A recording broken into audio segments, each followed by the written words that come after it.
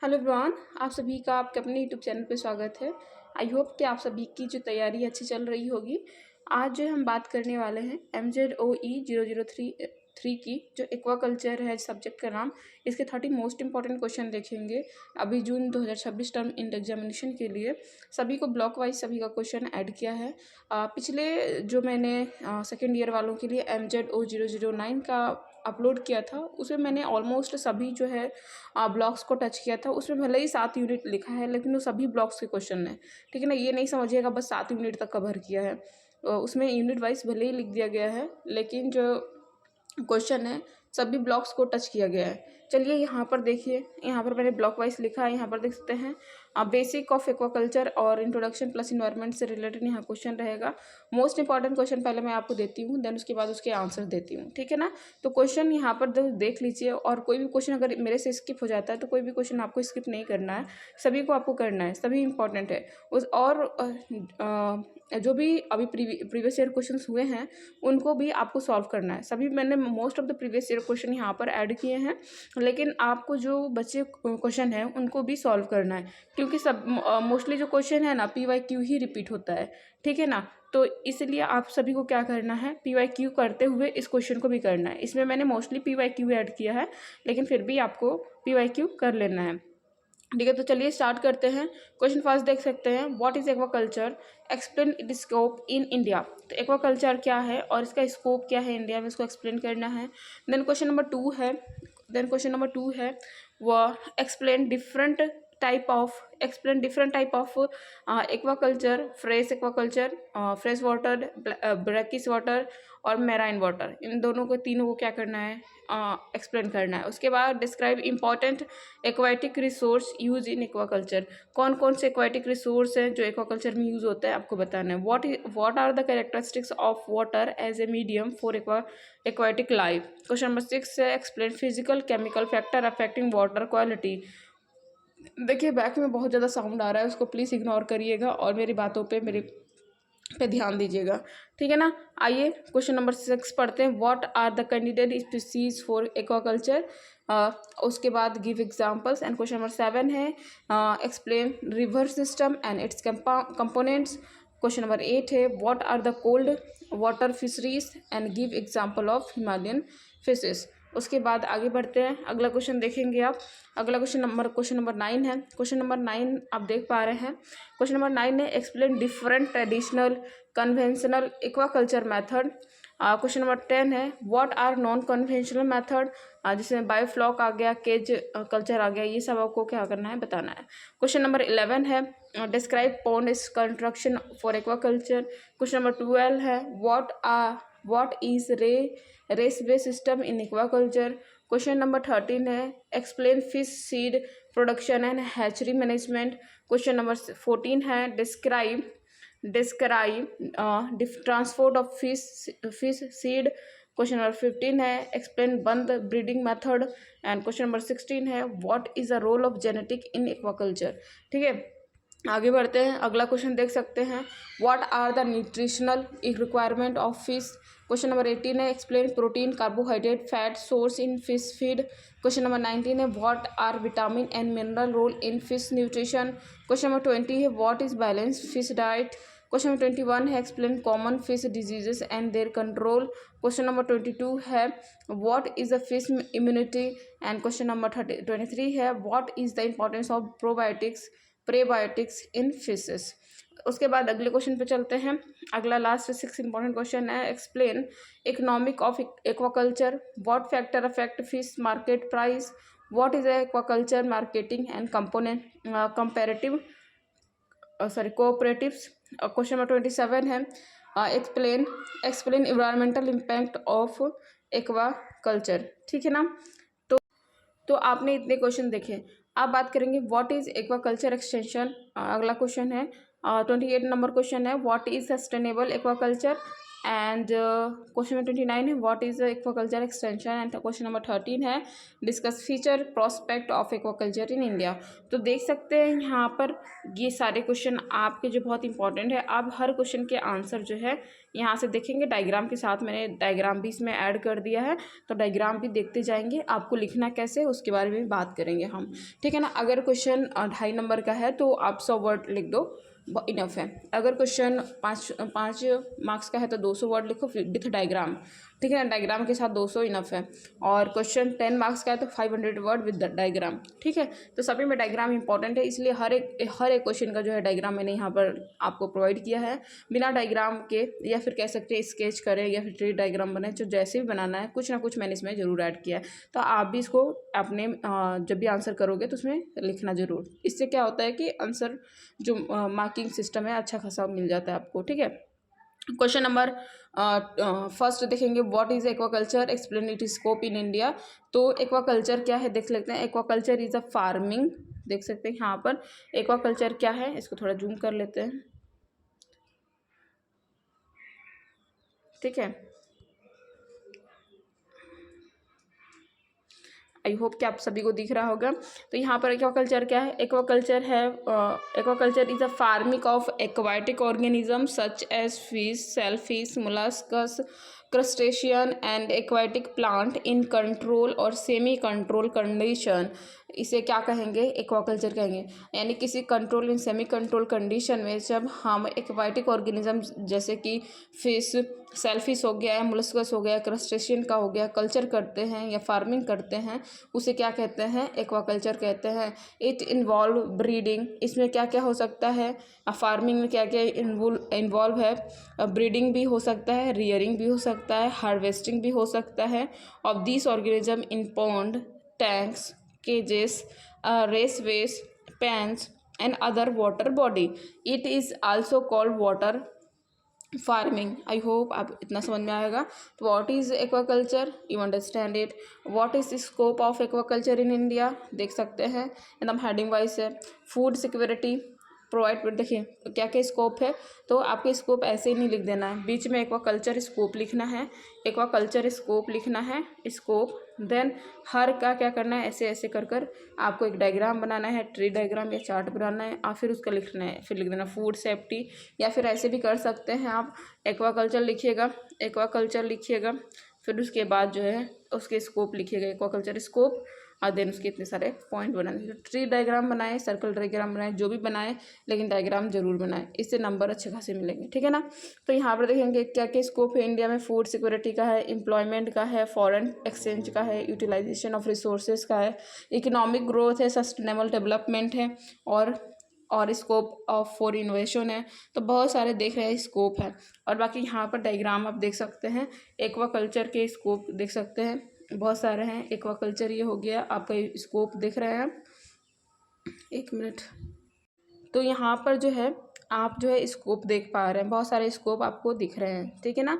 तो फूड है, food security है, स्कोप फॉर इनोवेशन है, एम्प्लॉयमेंट है, फॉरेन एक्सचेंज है, और सस्टेनेबल डेवलपमेंट है, इकोनॉमिक ग्रोथ है, यूटिलाइजेशन ऑफ रिसोर्सेज है एक्वाकल्चर स्कोप में, ठीक है ना। तो आगे बढ़ते हैं, सेम है वैसे ही आप यहाँ पर भी देख सकते हैं। अगला क्वेश्चन है question number 2, explain different type of aquaculture, fresh water, brackish and marine. तो देख सकते हैं टाइप ऑफ एक्वाकल्चर, यहाँ पर डायग्राम दिया है। देखिए आपके बुक में भी अच्छा खासा डायग्राम दिया है, तो उसको भी अब इग्नोर नहीं कर सकते हैं, आप वहाँ से भी बना सकते हैं। बाकी यहाँ पर जो मैंने फ्रेश वाटर बना दिया है, ब्रैकिस वाटर और मेराइन वाटर में क्या अंतर होता है। तो यहाँ कॉन्सेंट्रेशन ऑफ साल्ट का जो है अंतर होता है। ब्रैकिस वाटर में जो कॉन्सेंट्रेशन है साल्ट की, वो 5 से 35 ppm तक रहती है, और ये जो यहाँ पर जो होता है मेराइन में 35 से आई थिंक 42 ppm तक जो होता है साल्ट रहती है, उसे मेराइन वाटर कहते हैं। ये दोनों में अंतर है, ब्रैकिस वाटर में और मेराइन वाटर में। और आप सभी को पता है कि फिशेस जो होती है बहुत ज़्यादा सेंसिटिव होती है marine water, fresh water, brackish water के लिए।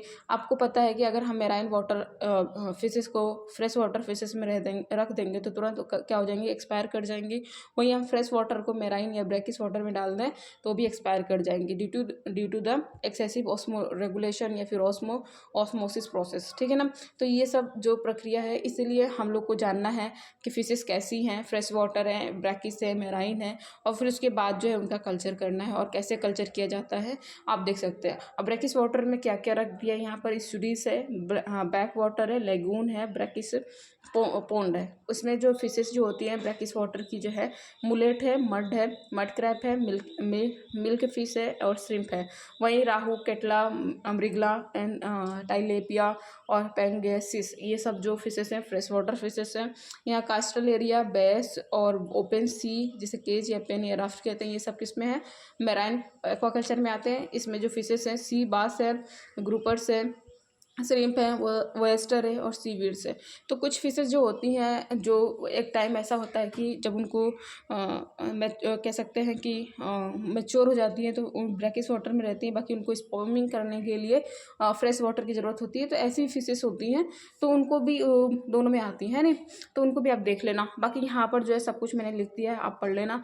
तो aquaculture, what is different type of aquaculture देख लीजिए। Aquaculture can be classified on the basis of water use for culture aquatic organism, fresh water aquaculture, brackish water and marine aquaculture. ठीक है ना, सभी fishes का नाम भी मैंने लिख दिया है, आप देख लेना। ठीक है, और यहाँ पर देखेंगे describe the important aquatic resource use in aquaculture. तो एक्वाकल्चर में कौन कौन से एक्वाटिक रिसोर्स यूज होते हैं पहले देख लीजिए। यहाँ पर मैंने डायग्राम बना दिया है। तो एक्वाटिक रिसोर्स यहाँ पर देखेंगे कौन कौन से, वाटर रिसोर्सेस है, लैंड रिसोर्सेस है, बायोलॉजिकल रिसोर्सेस है, ह्यूमन रिसोर्स है, फाइनेंशियल रिसोर्स, इंफ्रास्ट्रक्चर रिसोर्सेज और फूड रिसोर्सेज। इतने सारे रिसोर्सेज जो है एक्वाकल्चर करने के लिए हम क्या करते हैं, यूज़ करते हैं। बाकी यहाँ सब लिखा हुआ है, आप देख सकते हैं, बहुत ही ईजी और आसान भाषा में जो मैंने यहाँ पर आपको प्रोवाइड किया है, आप जो है इसको भी पढ़ लेंगे। आगे चलते हैं, अगला क्वेश्चन है what is the characteristic water as a medium for aquatic life. तो वाटर का क्या रोल है एक्वाटिक लाइफ में एज ए मीडियम के तौर पे। अगर तो हम देखें तो वाटर क्या होता है, high density and buoyancy provide करता है, सॉल्वेंट प्रॉपर्टी है, इसे इसलिए यूनिवर्सल सॉल्वेंट कहते हैं, कहीं भी घुल मिल जाता है। कोहेशन एंड एडहेशन प्रॉपर्टीज़ के पास है, हाई हीट एंड वेपोराइजेशन की प्रॉपर्टी रखता है, ट्रांसपेरेंसी है, ठीक है ना। उसके बाद थर्मल स्टेबिलिटी भी होती है इसकी, और विस्कोसिटी भी शो करता है। तो ये वाटर की कुछ प्रॉपर्टी है, कैरेक्टरिस्टिक है as a medium of for aquatic life, ठीक है ना। तो इन सब की वजह से ही यहाँ पर जो है कोई जीव यहाँ पर रह पाता है, अदरवाइज वाटर में कोई मतलब जीव नहीं रह पाता अगर ये इसमें विस्कोसिटी नहीं होती, इसमें बायोंसी नहीं होती, इसमें सॉल्वेंट प्रॉपर्टी नहीं होती, इसमें कोहेशन अधेशन नहीं होता, तो इसमें कोई ऑर्गेनिज्म रह पाता नहीं रह पाता, ठीक है ना। ये सब जो है वाटर की प्रॉपर्टी है, इसीलिए वाटर को कहते हैं यूनिवर्सल सॉल्वेंट, ठीक है ना, ऐसा सॉल्वेंट जो किसी को भी अपने में घोल ले, ठीक है। चलिए आगे चलते हैं, आप पढ़ लीजिएगा, स्क्रीनशॉट ले सकते हैं। बाकी इसकी पीडीएफ जो है मैं लिंक में प्रोवाइड इसकी पीडीएफ लिंक जो है मैं डिस्क्रिप्शन में प्रोवाइड कर दूंगी, आप वहाँ से भी डाउनलोड कर सकते हैं, ठीक है ना। अगला क्वेश्चन देखेंगे, explain physical chemical factor affecting water quality. तो कौन कौन से फिजिकल केमिकल फैक्टर है जो वाटर क्वालिटी को अफेक्ट करते हैं। तो temperature, light, turbidity, colour, unordered and solid particle, ये सभी क्या है, वाटर की क्वालिटी को क्या करते हैं, इफेक्ट करते हैं। ये फिजिकल हो गया। अब बाकी केमिकल की बात करें तो आपका पीएच हो गया। वाटर का पीएच बहुत मायने रखता है किसी भी लिविंग ऑर्गेनिज्म को या फिर प्लांट्स को वहाँ पर रहने के लिए। अगर ज़्यादा पीएच है तो ग्रो नहीं कर पाते हैं, है नहीं।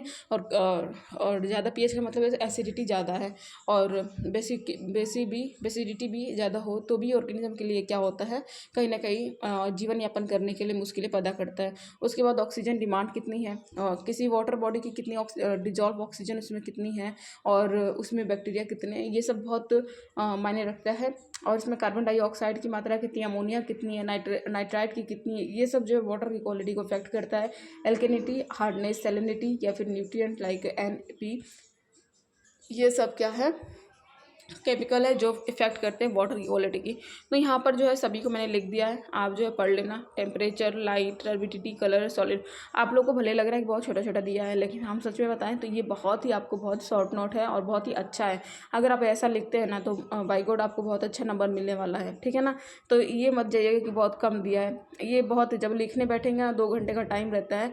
आप किस क्वेश्चन के लिए कितना लिखें आप लोग को मैंने पहले बता रखा है, तो उसके हिसाब से अगर आप करते हो तो अच्छा खासा नंबर ले पाओगे। ठीक है, आगे चलते हैं अगले क्वेश्चन पे। आप देखेंगे अगला क्वेश्चन आपका है, what are candidate species for aquaculture and give example. तो इसको मैं जूम कर कर बता देती हूँ।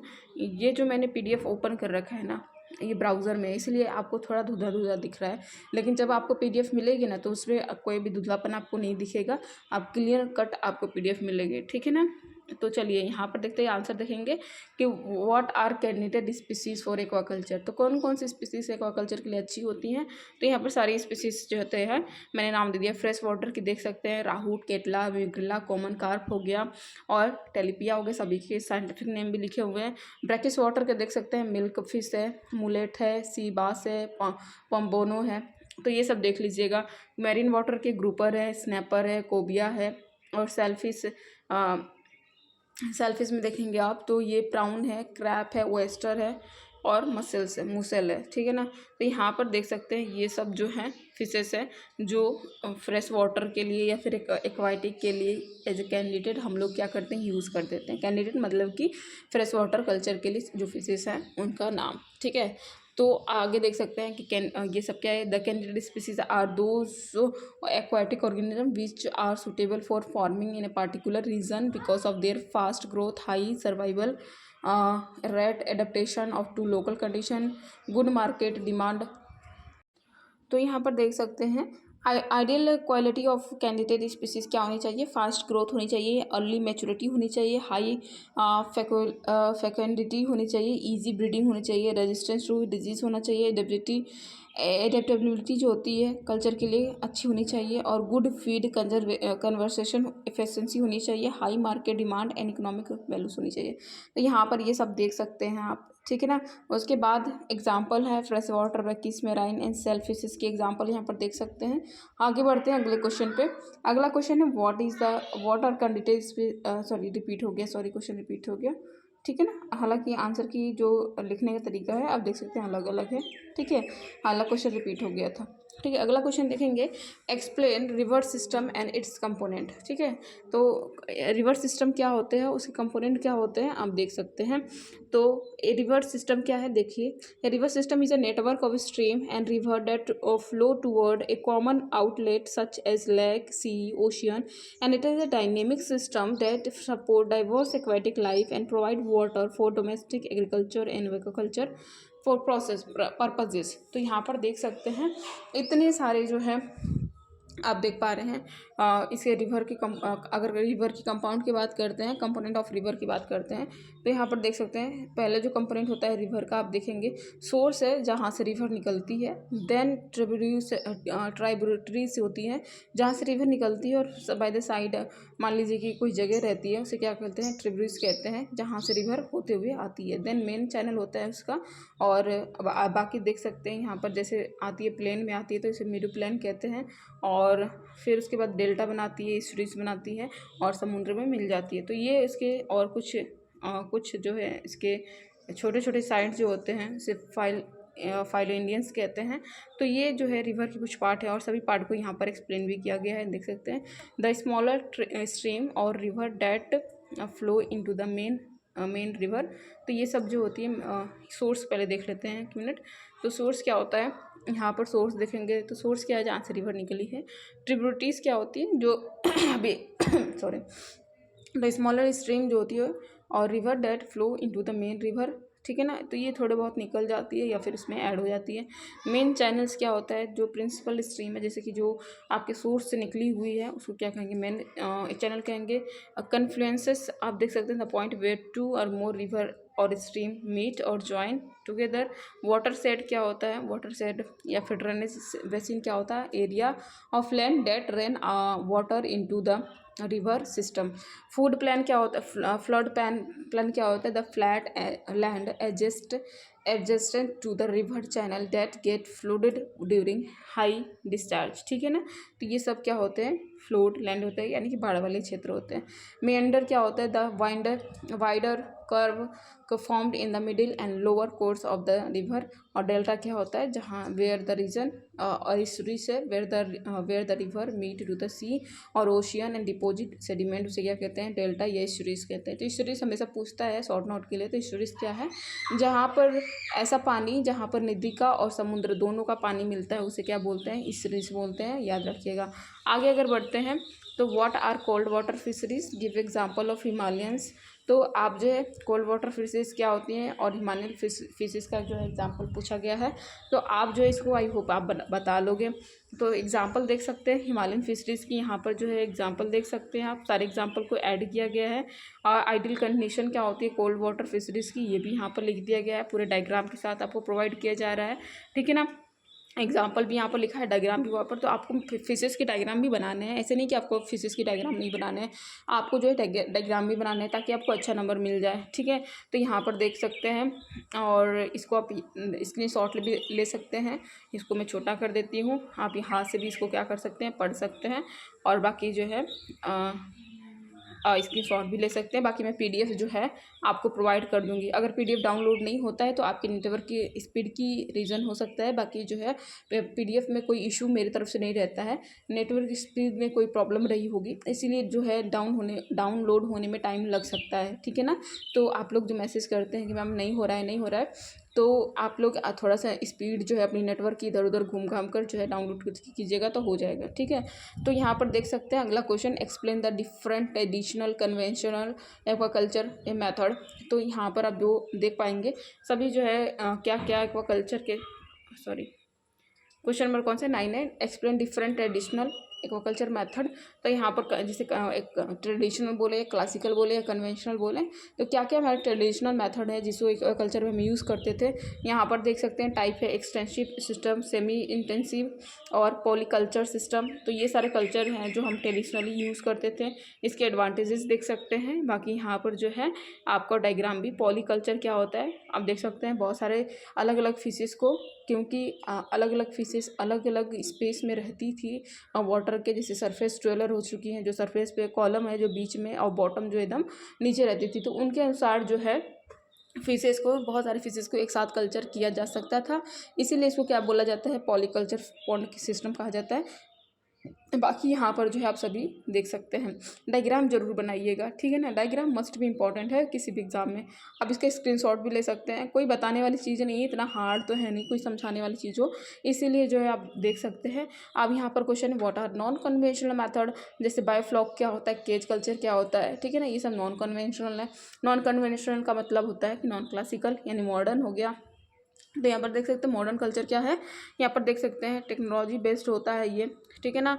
और use increase production, high production पे रहता है। सेव वाटर को भी सेव करता है, लैंड को भी और लेबर सिस्टम को भी यहाँ पर सेव करता है। तो कम लेबरिटी यूज़ कर हम जो है अच्छा खासा प्रोडक्शन करते हैं, उसे क्या बोलता है? मॉडर्न एक्वाकल्चर बोलते हैं। This system are more intensive scientifically manage, ठीक है ना। और इसका फीचर क्या है? High stocking density, better control of water quality, high production in less area, कम छोटे छोटे एरिया में ज़्यादा प्रोडक्शन करने का। और एडवांटेज देख सकते हैं, एडवांटेज है efficient use of water, high profit और इन्वायरमेंटल फ्रेंडली होता है। अगर यहाँ पर बात करें बायोफ्लॉक टेक्नोलॉजी की, तो uses beneficial microbes to convert waste into the microbial protein biofloc which serve as food, it reduce water exchange and increasing the growth. उसके बाद केज कल्चर की बात करते हैं, तो cage culture fishes are reared in cages placed in natural water bodies like river, reservoir or lake and it utilize available water without the contrasting port। तो यहाँ पर आप ये सब जो है देख सकते हैं। और यहाँ पर जो है एग्जांपल देख सकते हैं डायग्राम के साथ। देखिए यहाँ पर जो है डायग्राम आप देखते हैं, तो बायोफ्लॉक का टेक्नोलॉजी आप देख पा रहे हैं। यहाँ पर बायोफ्लॉक है, माइक्रोबियल फ्लॉक है, और एरिएशन यहाँ पर हम करते रहते हैं। बेस्ट मटेरियल को निकालते हैं, माइक्रोब्स को निकालते हैं, बायोफ्लॉक्स को क्या करते हैं? निकालते हैं। और फिश फीड को, जो फीडिंग मटेरियल जो भी वेस्ट मटेरियल बच जाता है उसको भी यहाँ पर ख़त्म करते हैं। उसके बाद देख सकते हैं केज कल्चर क्या होता है कि केज की तरह हम बनाते हैं, उसमें अलग अलग एक पॉन्ड में केज रख देंगे, अलग अलग केज में अलग अलग फिशेस को हम ग्रो कर देते हैं एक सिंपल पॉन्ड में, ठीक है ना। उसके बाद जो है यहाँ पर बात करते हैं describe pond construction for aquaculture. तो यहाँ पर कैसे कैसे हम पॉन्ड बना सकते हैं, तो आइए देखते हैं। चलिए सॉरी, यहाँ पर देखिएगा pond construction is a important step of aquaculture. तो एक्वाकल्चर के लिए सबसे मोस्ट इंपॉर्टेंट पहला स्टेप है कि आप जो है उसके लिए एक्वाकल्चर के लिए एक सिंपल सा जगह बनाए जिसे पॉन्ड कंस्ट्रक्शन कह सकते हैं। As well design pond ensure the better water management, fishes growth and easy harvesting, ठीक है ना। अगर बात करते हैं step in the pond construction, तो पहला साइट सिलेक्शन है कि हम साइट को पहले लेंगे, फिर लेआउट और डिजाइन बनाएंगे, कितने कितने मीटर में कितने सेंटीमीटर में होना चाहिए सब कुछ, कितना रेक्टेंगल होना चाहिए, सर्किल होना चाहिए, सब कुछ जो है हम डिसाइड करेंगे। Then bound construction, strong earthen bound जो होता है कितना हाइट होना चाहिए, है नहीं। और उसके बाद कैसे अराउंड कैसे मतलब लीकेज तो नहीं हो रहा है, ये सब जो है ये सब क्या करेंगे, बंद कंस्ट्रक्शन होना चाहिए भाई, कि अगर हम कुछ बना रहे हैं तो कहीं से फिशेस मान लीजिए कि निकल ना जाएँ या फिर इधर उधर ना चले जाएँ, तो इसके लिए हम एक एकदम आराम से बंद कंस्ट्रक्शन बनाएंगे। इनलेट आउटलेट स्ट्रक्चर भी रखेंगे उसमें कि मान लीजिए कोई वेस्ट मटेरियल है तो वहाँ से निकल सके, कोई चीज़ें डालनी है तो डाल सके, ठीक है ना। और drying and ploughing, pond is dried, weed removed and bottom ploughed, ठीक है ना। बॉटम को एकदम हम क्या कर देंगे, प्लग कर देंगे। वीड होंगी जो हार्मफुल वीडेड हैं उससे क्या कर देंगे, रिमूव कर देंगे। लाइमिंग फर्टिलाइजेशन उसमें प्रोवाइड करेंगे, फिलिंग वाटर, ठीक है ना। ये सब जो है पॉन्ड का तरीका यहाँ पर देख सकते हैं। जैसे यहाँ पर देखेंगे यहाँ पर इनलेट आउटलेट भी है, पानी को अगर निकालना है तो निकाल सकते हैं, दूसरा पानी डालना है तो डाल भी सकते हैं। एक स्क्वायर फीट में हमने बना लिया और चारों तरफ से हमने क्या कर दिया, प्लगिंग कर दिया, ठीक है ना। तो यहाँ पर देख पा रहे हैं, और यहाँ क्रॉस सेक्शनल भी देख सकते हैं। ये बंद है और ये जो है टाइपिकल फिश लेआउट है, और ये बंद वाला सिस्टम आपको देख पा रहे हैं, ठीक है ना, कैसे इनलेट है आउटलेट है, ठीक है। और इसकी इंपॉर्टेंस आप देख सकते हैं, इसकी इंपॉर्टेंस क्या है, maintain water quality, prevent fish escape, easy management, high productivity. Okay, तो आगे बढ़ते हैं, अगले क्वेश्चन पे है। अगला क्वेश्चन आप देख पा रहे हैं, what are raceway system in aquaculture. तो ये कुछ है नहीं, आप जो है अपने से पढ़ लीजिएगा। यहाँ पर रेसवे सिस्टम डायग्राम आपको दिया गया है, आज पढ़ेंगे, बहुत ही इजी लैंग्वेज में लिखा है, आप अपने आप से समझ लेंगे। अगला देखेंगे यहाँ explain the fish seed production and hatchery management, इसको भी आप पढ़ेंगे, डायग्राम दिया है, डायग्राम को छोड़ना नहीं है। बाकी इसकी PDF जो है मैं प्रोवाइड कर दूँगी, ठीक है ना। उसके बाद अगर बात करते हैं describe transport of fish seed, तो यहाँ पर जो है ऑलमोस्ट जो है अभी देख पा रहे हैं सेम क्वेश्चन है, ठीक है ना। एक्सप्लेन बंद ब्रीडिंग, तो बंद ब्रीडिंग क्या है, तो अभी हमने बंद ब्रीडिंग का डायग्राम लिखा था कि हर तरफ से जब बंद कर देते हैं तो बंद ब्रीडिंग कहते हैं। कैसे बंद करेंगे ये आप यहाँ से पढ़ लीजिएगा, ठीक है। तो जेनेटिक इन एक्वाकल्चर, तो इसको एक बार देख लेते हैं, ठीक है, या फिर देख सकते हैं इसको भी आप जो है एक बार डायग्राम के साथ आप जो है पढ़ लेना, ठीक है। इसकी PDF जो है मैं लिंक में प्रोवाइड कर दूंगी, आप वहाँ से जो है इसको पढ़ लेंगे, ठीक है ना, डाउनलोड कर लेंगे। डाउनलोड करने के बाद आप वहाँ से पढ़ भी सकते हैं, ठीक है। आगे बात करते हैं, अगला क्वेश्चन देखेंगे, आगे बात करते हैं अगला क्वेश्चन है explain the protein carbohydrate fat source in feed fishes fish feeds. तो यहाँ पर देखेंगे सोर्स क्या है, nutrient in the fish feed क्या है, क्या प्रोटीन सोर्सेस है, फिश मिल्स है, सोयाबीन मिल्स है, श्रिम्प मिल्स है, मीट एंड बोन मिल्स है, कार्बोहाइड्रेट में राइस ब्रांड। यहाँ पर देखते हैं, पहले यहाँ पर देखते हैं। Fish require protein, carbohydrate, fat as a main energy and body building nutrient, and this nutrient can be obtained from various plant and animal sources, ठीक है ना। तो फिशेस को भी न्यूट्रिएंट चाहिए होता है like carbohydrate, protein and fat, और ये आपको उनको कहाँ से मिलता है, प्लांट एंड एनिमल सोर्सेस है। प्रोटीन की बात करते हैं तो अगर फिश को हमें मिल देना है तो फिश मिल, सोयाबीन मिल और groundnut meal, rapeseed meal, cottonseed meal, meat and bone meals, blood meal, stream meal, earthworm meal and other meal by product, ठीक है ना, एनिमल और अदर एनिमल बाय प्रोडक्ट। ये सब क्या होता है, प्रोटीन का सोर्स होता है। कार्बोहाइड्रेट सोर्स देखेंगे तो rice bran, wheat bran, maize, broken rice, barley, tapioca, potato, sweet potato and other. Fat का देख सकते हैं तो फैट फिश ऑयल हो गया, कोल्ड लिवर ऑयल हो गया, वेजिटेबल ऑयल हो गया, soybean, mustard, coconut, sunflower, animal fat and render oil. और इंपॉर्टेंस क्या है, protein help in the growth and repair tissue, carbohydrate provide energy, spare protein, fat provide concentration energy and help in the preparation of fat soluble vitamin. तो देख पा रहे हैं यहाँ पर आगे चलते हैं, बाय गॉड। तो यहाँ पर चलेंगे आगे। तो व्हाट आर द विटामिन, यहाँ पर देखेंगे what are the vitamin and mineral role in fish nutrition. तो ये भी आप देख लीजिएगा डायग्राम के साथ, यहाँ पर लिखा हुआ है पीछे डायग्राम, ठीक है ना। आगे देखेंगे, आगे अगर बात करते हैं what is the balanced fish diet. तो बैलेंस फिश डाइट क्या होता है, यहाँ पर सारे बैलेंस डाइट लिखे हुए हैं, कितने किसको कितना मात्रा में चाहिए, उसके बाद यहाँ पर बैलेंस डाइट लिखा हुआ है। और क्वेश्चन नंबर 21 की बात करते हैं। तो क्वेश्चन नंबर 21 है explain common fish diseases and their control. तो कॉमन फिश डिजीजेज क्या होते हैं, यहाँ पर फिश डिजीज दिया है parasitic diseases, bacterial, fungal and viral होती हैं, इनको कैसे हमें बचाना है यहाँ पर भी दिया है, ठीक है ना। डिजीज डेवलपमेंट साइकिल है, और उसके बाद कंट्रोल एंड प्रिवेंशन कैसे करना है यहाँ पर दिया है। उसके बाद अगला question what is a fish immunity. Fish immunity क्या है, और इनेट इम्यूनिटी क्या है, एडेप्टिव इम्यूनिटी क्या है, component of fish immunity system क्या है, आप देख लेना। उसके बाद फिजिकल, केमिकल, ह्यूमनर एंड सेलुलर क्या होता है, आप देख सकते हैं, ठीक है ना। आगे बात करते हैं, what is the importance of probiotics and prebiotics in fishes. तो ये भी आप देख लीजिए, बहुत अच्छा ऐसे स्क्रीनशॉट ले लीजिएगा। यहाँ पर इसको बताने की ज़रूरत नहीं है, आप खुद पढ़ेंगे तो समझ में आ जाएगा, बाकी डायग्राम जो है बनाना बहुत ज़रूरी है, ठीक है। आगे बात करते हैं, क्वेश्चन नंबर 24 है एक्सप्लेन इकोनॉमिक्स ऑफ एक्वाकल्चर। तो एक्वाकल्चर की क्या क्या इकोनॉमिक्स इंपॉर्टेंट हो सकती है, सभी को देखें यहाँ पर, तो मैंने लिख दिया है, साथ में यहाँ पर आपको डायग्राम भी दिया गया है, ठीक है। What factor affecting fish market prices. तो कौन कौन से फैक्टर है जो फिश के मार्केट की प्राइस को रेगुलेट करते हैं, तो यहाँ पर जो है आप देख पाओगे, इसको भी स्क्रीनशॉट ले लो, पढ़ लेना। क्वेश्चन नंबर 26 है what is the aquaculture marketing and cooperative. तो यहाँ पर देखेंगे एक्वाकल्चर के डिफरेंट मार्केटिंग है और कोऑपरेटिव्स हैं, आप इसको जो है मैंने लिखा भी है, डायग्राम भी है, दोनों करेंगे आप, ठीक है ना। क्वेश्चन नंबर लास्ट है, क्वेश्चन नंबर 27 है explain environmental impact of aquaculture. कौन कौन से इन्वायरमेंटल इफेक्ट है, कौन पॉजिटिव है, कौन नेगेटिव है, कौन माइटिगेशन है, मेजर्स है, ये सब आप जो है यहाँ पर देख लेंगे, और डायग्राम जरूर बनाइएगा। एक बार स्क्रीनशॉट लेने वाले स्क्रीनशॉट ले लें, और इसको PDF डाउनलोड करने वाले PDF डाउनलोड कर लेंगे।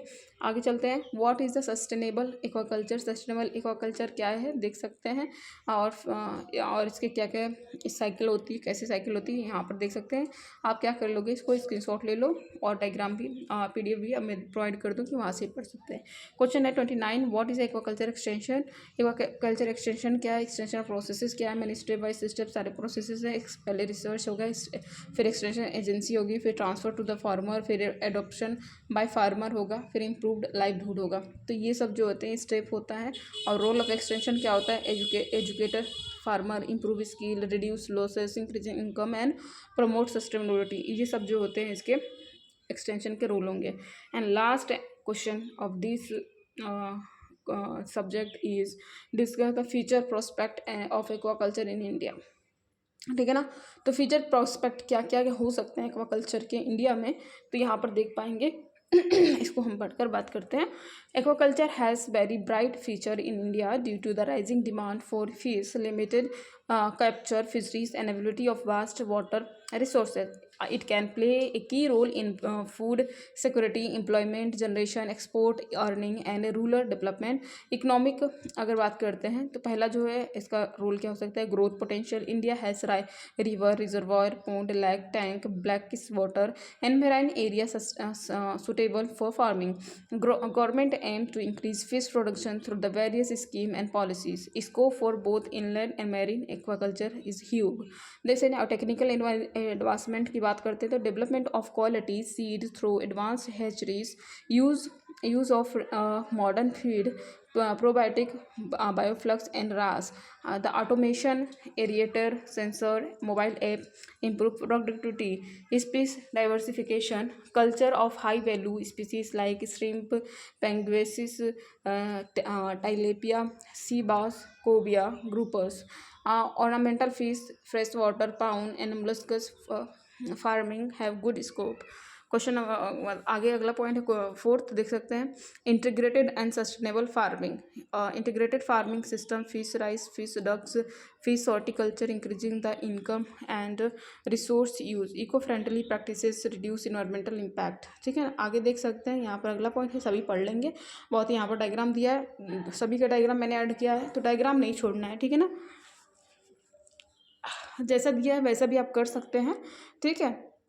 आज के लिए बस इतना ही। धन्यवाद, बाय बाय, टेक केयर। अगर आपको ये मतलब हेल्पफुल रहती है वीडियो आपके एग्ज़ाम्स के लिए, तो वीडियो को लाइक शेयर ज़रूर किया कीजिए, ताकि सभी के तक ये जो है जितने भी ज़रूरतमंद हैं उनके तक जो है वीडियो पहुँचे। उसके साथ आप चैनल पे नए हैं तो चैनल को सब्सक्राइब कर सकते हैं। साथ में आपको वीडियो अच्छी लगती है तो वीडियो को लाइक भी कर सकते हैं। और अगर आपको कुछ भी मतलब लगता है कि हाँ आपके लिए मेहनत हो रही है, तो आप मेंबरशिप भी ले सकते हैं, ताकि आपको जितनी भी फैसिलिटी है जल्दी और अच्छे से प्रोवाइड किया जा सके। ठीक है ना, तो आज के लिए इतना ही बस। धन्यवाद, बाय बाय, टेक केयर।